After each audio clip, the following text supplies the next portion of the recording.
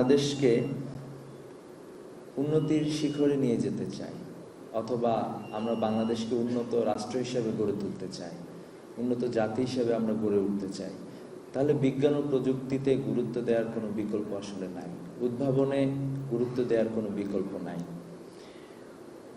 আমরা এ ধরনের কার্যক্রমের জন্য আমরা যেটা দরকার সেটা হচ্ছে রাষ্ট্রীয় পৃষ্ঠপোষকতা দরকার। কিন্তু আমরা দেখতে পাই যে বাংলাদেশে রাষ্ট্রীয় পৃষ্ঠপোষকতায় এ ধরনের আয়োজন খুব একটা বেশি হয় না। গত বছরেও 2024 সালের ডিসেম্বরে যে আমাদের আয়োজনটা হয়েছিল, এটাই ছিল বাংলাদেশের সবচেয়ে বড় বিজ্ঞান ফেস্ট। তো যেটা রাষ্ট্রীয় পৃষ্ঠপোষকতায় হওয়া দরকার সেটা আসলে আমাদের উদ্যোগে, একটি ছাত্র সংগঠনের উদ্যোগে, যেহেতু রাষ্ট্রীয় পৃষ্ঠপোষকতা সেভাবে নাই, অথবা তাদের কার্যক্রম সেভাবে নাই, যেভাবে গুরুত্ব দেওয়া দরকার ছিল সেই গুরুত্ব তারা দেয় না। এই জন্য ইসলামী ছাত্র শিবিরের পক্ষ থেকে আমরা এ ধরনের আয়োজনগুলো করে থাকি। আমরা বিশ্বাস করি বাংলাদেশে যেদিন একটি সরকার প্রতিষ্ঠা হবে, যে সরকার এ বিষয়গুলো মাথায় রাখবে, সেই সরকারের উদ্যোগে বড় বড় সায়েন্স ফেস্ট অনুষ্ঠিত হবে ইনশাআল্লাহ। আপনাকেই বলছি, ইন্স্যুরেন্স করলে সিটিতে সুরক্ষা পাবেন নিশ্চিতে। সেখানে তাদের লিমিটেশন থাকবে না, কারণ রাষ্ট্রের বাজেট আসলে অনেক। বাংলাদেশের রাষ্ট্রের বাজেট 7 লক্ষ কোটি প্রায়। তো এটা তো অনেক বড় ব্যাপার। সেই বাজেটে যখন রাষ্ট্রীয় পৃষ্ঠপোষকতা এরকম বড় আয়োজন হবে, অবশ্যই আমাদের দেশ সামনের দিকে এগিয়ে যাবে। আমরা জানি যে আমরা যদি উন্নত জাতি হইতে চাই তাহলে আমাদের একটা প্রতিরক্ষা ব্যবস্থা লাগবে, খুবই শক্তিশালী প্রতিরক্ষা ব্যবস্থা। শক্তিশালী প্রতিরক্ষা ব্যবস্থা ছাড়া আমরা আসলে উন্নতির শিখরে আরোহণ করতে পারবো না। আমাদের দরকার খাদ্য নিরাপত্তা। আমরা জানি যে আমরা ঝুঁকিতে আছি, আমরা স্বাস্থ্য, পরিবেশ, যোগাযোগ সহ নানা ধরনের সমস্যায় জর্জরিত আছি। তো এই ধরনের সমস্যার সমাধানের জন্য প্রযুক্তিগত উদ্ভাবনের অথবা নতুন ডিসকভারি এবং ইনভেনশনের কোনো বিকল্প নাই। আমরা যদি সঠিক নেতৃত্ব পাই তাহলে আমরা বিশ্বাস করি যে সঠিক নেতৃত্ব শুধুমাত্র আমদানি নির্ভর প্রযুক্তির উপর নির্ভর না হয়ে বরং ডিসকভারির দিকে ফোকাস দিবে, ইনভেনশনের দিকে ফোকাস দেবে, নিজস্ব প্রযুক্তি উদ্ভাবনের মাধ্যমে জাতিকে সামনের দিকে এগিয়ে নিয়ে যাবে। দুনিয়ায় যদি আমরা মাথা তুলে দাঁড়াতে চাই তাহলে উদ্ভাবনী ক্রিয়েটিভিটির কোনো বিকল্প আসলে নাই। নিজেদের প্রযুক্তি নিজেরা উদ্ভাবনের বিকল্প নাই। আমরা বিশ্বাস করি যে, দেখেন উদ্ভাবন কেন গুরুত্বপূর্ণ। আপনারা যদি আজকে মধ্যপ্রাচ্যের দিকে তাকান তাহলে দেখবেন যে তুরস্ক অনেক এগিয়ে গিয়েছে প্রতিরক্ষার জায়গাটাতে, কারণ তুরস্ক নিজস্ব প্রযুক্তি দিয়ে বাইরাক্তার ড্রোন সে আবিষ্কার করছে, এবং এটা দিয়ে মোটামুটি টেকনোলজিক্যাল ইনভেনশনের কারণে তারা এখন মধ্যপ্রাচ্যে মোটামুটি বেশ অনেকগুলো দেশে, এবং সে তো ইউরোপীয় ইউনিয়নভুক্ত, ইউরোপীয় ইউনিয়ন না, সে হলো ইউরোপ এবং এশিয়া দুইটা মহাদেশের মধ্যে অবস্থিত। তুরস্কের যে শহর আছে ইস্তাম্বুল, এরকম একটা জায়গা। তো দেখেন যে নিজস্ব প্রযুক্তির কারণেই তারা আসলে নিয়ন্ত্রণ করতেছে অনেক কিছু। তো আমরা যদি নিয়ন্ত্রণ করতে চাই তাহলে আমাদের দেশেও এরকম সম্ভব, যদি আমরা আজকে যে তরুণরা এসেছে, আমাদের সরকার যদি ভালো সরকার হয় কখনো, তারা যদি রিয়েলি প্রযুক্তিকে এবং এই যে ট্যালেন্টগুলো আছে তাদেরকে গুরুত্ব দেয়, তারা নিশ্চয়ই আপনাদেরকে উদ্বুদ্ধ করবে, আপনাদেরকে অ্যাপ্রিসিয়েট করবে, এবং হচ্ছে যে আমাদের যারা উদ্ভাবনের সাথে জড়িত আছে তাদেরকে সামনের দিকে নিয়ে আসবে। আমাদের প্রযুক্তি আমরা দেখি আমদানি নির্ভর প্রযুক্তি। প্রত্যেকটা জিনিস আমাদেরকে আমদানি করতে হয়, অথচ আমাদের এখানে প্রচুর চাহিদা রয়েছে। আমরা বিভিন্ন জায়গা থেকে আমদানি করি। এই আমদানি করা জিনিসগুলো আমরা নিজস্ব প্রযুক্তি যদি উদ্ভাবন করতে পারতাম, আমাদের এখানে যদি ইন্ডাস্ট্রি থাকতো, আমরা সেগুলোই মূলত উদ্ভাবনের কাজে লাগাতে পারতাম। ছাত্র শিবির আপনাদের কাছে যেটা চায় সেটা হলো যে, আপনারা যারা উদ্ভাবক আছেন, এই সায়েন্স ফেস্ট আপনাদের জন্য শেষ না, আমরা এটা জানি। আবার অনেকেই দেখি যে ছোটবেলায় অথবা আপনাদের বয়সে, এখানে তো ইন্টারমিডিয়েট অথবা তার স্কুল কলেজের স্টুডেন্টরাও রয়েছেন, অনেক সময় দেখা যায় ছোটবেলায় খুবই কিউরিওসিটি থাকে, কিন্তু আমরা সুন্দরভাবে নার্চার না করার কারণে অনেক ক্ষেত্রে এই মেধাগুলো ঝরে যায়। তো এই জন্য ইসলামী ছাত্র শিবিরের পক্ষ থেকে আপনাদের প্রতি অনুরোধ যে, আপনাদের যে এই যে ক্রিয়েটিভ মাইন্ড রয়েছে, এটা আপনারা সবসময় ধরে রাখবেন, সবসময় উদ্ভাবনের চিন্তায় নিজেকে নিয়োজিত রাখবেন। সবসময় নতুন কিছু করার চিন্তা করবেন। আপনারা মনে রাখবেন যে পৃথিবী আপনাদেরকে চালাইতে হবে। হার্ভার্ড, এমআইটি সহ অন্যান্য বিশ্ববিদ্যালয়গুলোতেও আপনাকে যাইতে হবে। বিশ্বের যে টপ 20 ইউনিভার্সিটিস আছে সেগুলোতে আপনাদেরকে যেতে হবে। বাংলাদেশের টপ জায়গাগুলোতে যাইতে হবে। শুধুমাত্র সেই জায়গাগুলোতে গেলেই হবে না, সেই জায়গাগুলোতে কাজ করে প্রয়োজনে আবারও দেশে ফিরে আসতে হবে। দেশের উদ্ভাবনীতে নিজেদেরকে আত্মনিয়োগ করতে হবে। এই বিষয়গুলো আপনারা মাথায় রাখবেন। আমরা প্রত্যাশা করি যে যেদিন সত্যিকারের সরকার প্রতিষ্ঠা হবে বাংলাদেশে, যদি আল্লাহ কখনো আমাদেরকেও সুযোগ দেয় সরকারে পার্টিসিপেট করা, সেক্ষেত্রে আমরা যেটা করব সেটা হচ্ছে একাডেমিয়া এবং যাদের এক্সিলেন্স আছে তাদের সাথে ইন্ডাস্ট্রি সংযোগ ঘটাবো।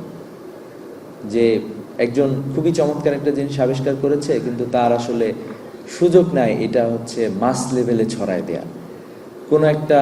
কোনো একজন শিক্ষার্থী কোনো চমৎকার একটা ইনভেনশন করেছে, ইন্ডাস্ট্রি এটাকে কাজে লাগাতে পারে। আমরা যদি কখনো সরকারে যাই আমরা এই চেষ্টাটা করবো ইনশাল্লাহ। গতানুগতিক রাজনীতি আমাদের আসলে ইসলামী ছাত্র শিবিরের লক্ষ্য উদ্দেশ্য না, অথবা এটা আমাদের জন্য কাম্যও না। আমরা চাই যে আমাদের রাজনীতি এমন হবে যেখানে সবাই তার মেধা দিয়ে, তার যোগ্যতা দিয়ে সামনের দিকে আগায় যাবে। আমরা বিশ্বাস করি যে বাংলাদেশে আগামীর প্রধানমন্ত্রী হবে আপনাদের মধ্যে কেউ একজন, এবং যেদিন আপনাদের মধ্যে কেউ একজন প্রধানমন্ত্রী হবে সেদিন বাংলাদেশের উন্নয়ন কেউ থামাইতে পারবে না ইনশাল্লাহ। আপনারা জেনে থাকবেন, একটা এক্সাম্পল দিই হিস্ট্রি থেকে, সেটা হলো যে মুসলমানদের দুইটা বড় বড় বিজয় আছে। একটা হচ্ছে জেরুজালেম বিজয়, আর একটা হচ্ছে কনস্ট্যান্টিনোপল বিজয়, বর্তমানে যেটা তুরস্ক।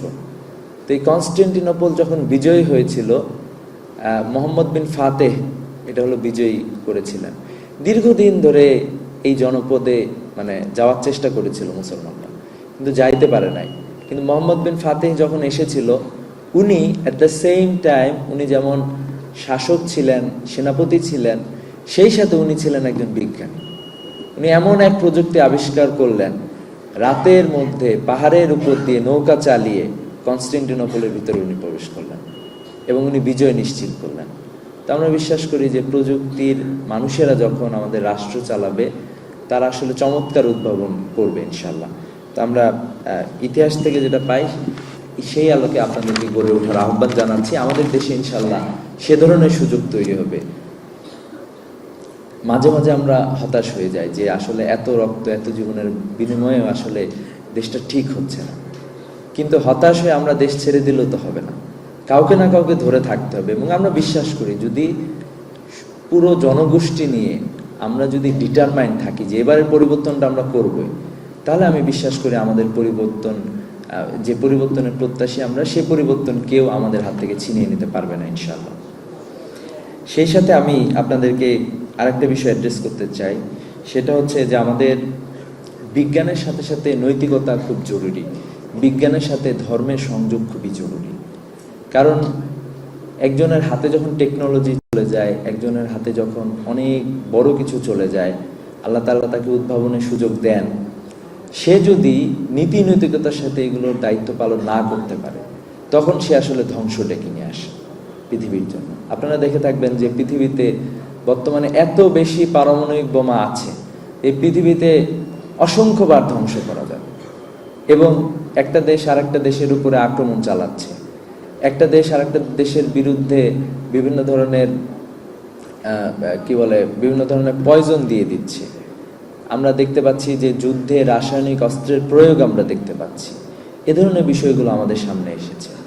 তো এই বিজ্ঞানের সাথে একজন মানুষের যখন উদ্ভাবনী শক্তি থাকবে, এটার সাথে যদি নীতি নৈতিকতা না থাকে, তাহলে এটা যা পৃথিবীর বাসীর জন্য এটা ধ্বংসের কারণ হতে পারে।